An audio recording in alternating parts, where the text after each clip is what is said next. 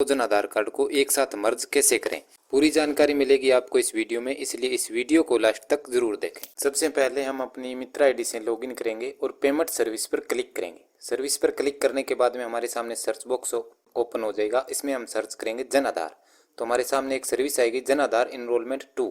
इस पर हम क्लिक करेंगे। क्लिक करने के बाद में हम सर्च बटन पर क्लिक करेंगे। अब हमारे सामने एक पॉपअप ओपन होगा, उसमें यस बटन पर क्लिक करके थर्ड पार्टी पोर्टल यानी जन आधार कार्ड के पोर्टल पर हम रीडायरेक्ट हो जाएंगे। जन आधार कार्ड के पोर्टल पर रीडायरेक्ट होने के बाद में एक पॉपअप ओपन होगा, उसे हम कट करेंगे।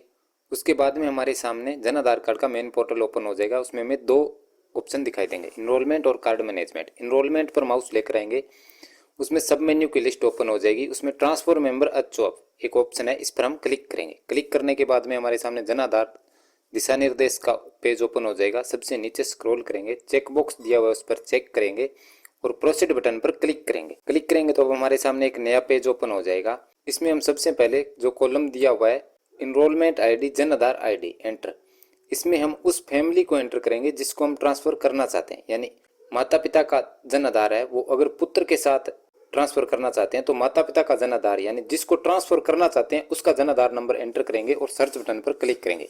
अब सर्च बटन पर क्लिक करने के बाद में केवाईसी योग्य जितने भी मेंबर हैं उन सब की लिस्ट हमारे सामने आ जाएगी। हम एक सदस्य को सिलेक्ट करेंगे और आधार ऑथेंटिकेशन पर क्लिक करें। आधार ऑथेंटिकेशन करने का पेज हमारे सामने ओपन हो जाएगा। इसमें 4 ऑप्शन मिलेंगे, आधार ओटीपी, चेहरा प्रमाणीकरण, अंगुली की छाप और आंख की पुतली। आप किसी एक माध्यम से आधार ऑथेंटिकेशन कर सकते हैं। चेकबॉक्स पर क्लिक करेंगे और कैप्चा एंटर करें। कैप्चा एंटर करने के बाद में आप ओटीपी भेजे बटन पर क्लिक करेंगे तो हमारे सामने ओटीपी दर्ज करने का पेज ओपन हो जाएगा। जिस आधार को हमने सिलेक्ट किया था उसके आधार में जो मोबाइल नंबर अटैच है उस पर एक ओटीपी प्राप्त हुआ है, वो ओटीपी हम यहाँ पर एंटर करेंगे और कैप्चा एंटर करके प्रमाणीकरण करे बटन पर क्लिक करके आधार को ऑथेंटिकेशन करेंगे। आप देख सकते हैं हमारा आधार ऑथेंटिकेशन हो गया है। यहाँ पर देखिए उस मेंबर की लिस्ट आ गई है जिसको हम ट्रांसफर कर रहे हैं, यानी जिस फैमिली को हम ट्रांसफर कर रहे हैं।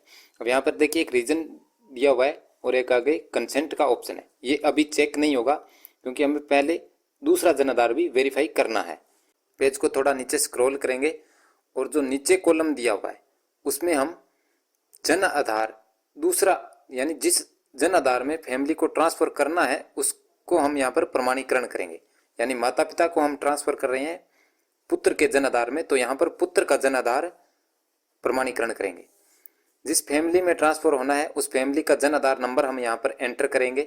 एंटर करने के बाद में सर्च बटन पर क्लिक करेंगे।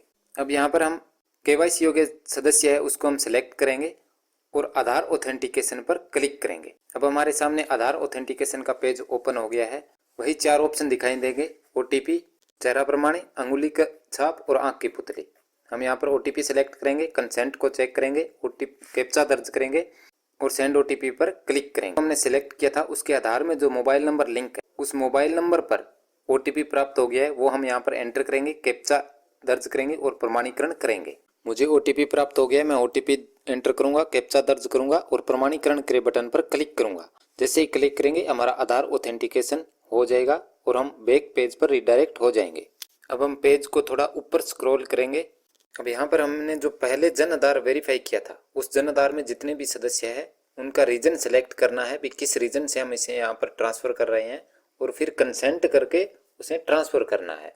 तो आप एक सदस्य तो एक को कर सकते हैं, अगर एक से ज़्यादा सदस्य है तो सभी का आपको रीजन सेलेक्ट करना है और रीजन सेलेक्ट करने के बाद में कंसेंट पर चेक करके आपको ट्रांसफ़र करना है। मेरे केस में एक ही सदस्य है इस जन आधार में, तो मैं इसका बता देता हूँ आपको कि कैसे करना है। सबसे पहले हम रीजन पर क्लिक करेंगे। यहाँ पर 3 ऑप्शन मिलेंगे, गोद, शादी और स्वेच्छा से। स्वेच्छा से सिलेक्ट करेंगे और कंसेंट पर क्लिक करेंगे। कंसेंट पर क्लिक करेंगे तो आधार ऑथेंटिकेशन होगा उस सदस्य का। हम ओटीपी के माध्यम से क्लिक करेंगे, कंसेंट पर चेक करेंगे और कैप्चा दर्ज करेंगे। कैप्चा दर्ज करने के बाद में ओटीपी भेजे बटन पर क्लिक करेंगे। अब जिस सदस्य को हम ट्रांसफ़र कर रहे हैं आधार में जो मोबाइल नंबर जुड़ा हुआ है उस पर एक ओटीपी प्राप्त होगा, वो ओटीपी हम यहाँ पर दर्ज करके कैप्चा एंटर करके प्रमाणीकरण करेंगे। मुझे ओटीपी प्राप्त हो गया है, मैं ओटीपी दर्ज कर देता हूँ, कैप्चा एंटर करेंगे और प्रमाणीकरण करे बटन पर क्लिक करेंगे। हमारा आधार ऑथेंटिकेशन आप देख सकते हैं सक्सेसफुली हो गया है। अब यहाँ से जो सदस्य है वो ऑटोमेटिक नीचे जो जिस जन आधार को हमने ट्रांसफ़र करने के लिए चुना था यानी जिस जन आधार में ट्रांसफ़र होना था उस जन आधार की लिस्ट में शो हो जाएगा। आप यहाँ पर देख सकते हैं इस तरीके से आप दूसरा अगर सदस्य और है इस जन आधार में तो आप दूसरा, तीसरा, चौथा जितने भी सदस्य है सभी को एक एक करके दूसरे जन आधार में ट्रांसफ़र करेंगे। मेरे केस में एक सदस्य था, मैंने आपको ट्रांसफ़र करके दिखा दिया। अब उस सदस्य की लिस्ट यहाँ पर सभी की शो हो जाएगी इस जन आधार में। नीचे भी जितने भी सदस्य आए हैं वो सारे देखने के बाद में आप ट्रांसफ़र बटन पर क्लिक करेंगे। ट्रांसफ़र बटन पर क्लिक करेंगे तो आपके सामने एक नया पेज ओपन हो जाएगा।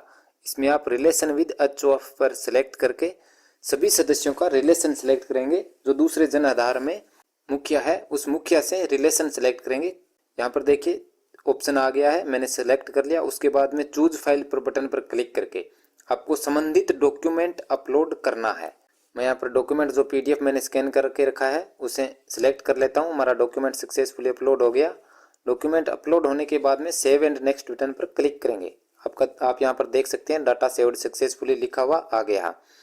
अब यहाँ पर फ्रॉम फैमिली लिखा हुआ है, यानी जिस जन आधार से हम मेंबर ट्रांसफ़र कर रहे हैं उसमें अभी कितने मेंबर बचे हैं। तो मैंने सभी मेंबर को ट्रांसफ़र कर दिया तो उसमें खाली है। और टू फैमिली उसमें आगे भी अब टोटल कितने मेंबर हो जाएंगे ट्रांसफ़र करने के बाद में सभी की लिस्ट आएगी। चेकबॉक्स पर क्लिक करेंगे और नेक्स्ट बटन पर क्लिक करेंगे। अब यहाँ पर देखिए आप जन आधार की रिसिप्ट हमारे सामने आ गई है। इसे आप डाटा सही तरीके से चेक करेंगे। उसके बाद में पूरा नीचे स्क्रॉल करेंगे और सबसे नीचे कैप्चा दर्ज करेंगे। कैप्चा दर्ज करने के बाद में ई सिग्नेचर पर क्लिक करेंगे। जैसे ई सिग्नेचर पर क्लिक करेंगे हमारे सामने एक पॉपअप ओपन होगा। उसमें मेंबर ऑटोमेटिक सेलेक्ट है। हम सिर्फ आधार के चेकबॉक्स को चेक करेंगे। मेंबर के नीचे चेकबॉक्स है, इसे चेक करके ई साइन पर क्लिक करेंगे। अब एक नया पॉपअप ओपन होगा, उसमें हम चेकबॉक्स पर क्लिक करेंगे और सेंड OTP पर क्लिक करेंगे। अब जो सदस्य सेलेक्ट किया हुआ था EKYC के लिए, ई सिग्नेचर के लिए, उस सदस्य के आधार में जो मोबाइल नंबर जुड़ा हुआ है उस पर एक OTP प्राप्त होगा। वो OTP हम यहाँ पर दर्ज करेंगे और वेरीफाई करेंगे। मुझे OTP प्राप्त हो गया है। मैं यहाँ पर OTP एंटर करूँगा और वेरीफाई बटन पर क्लिक करूँगा।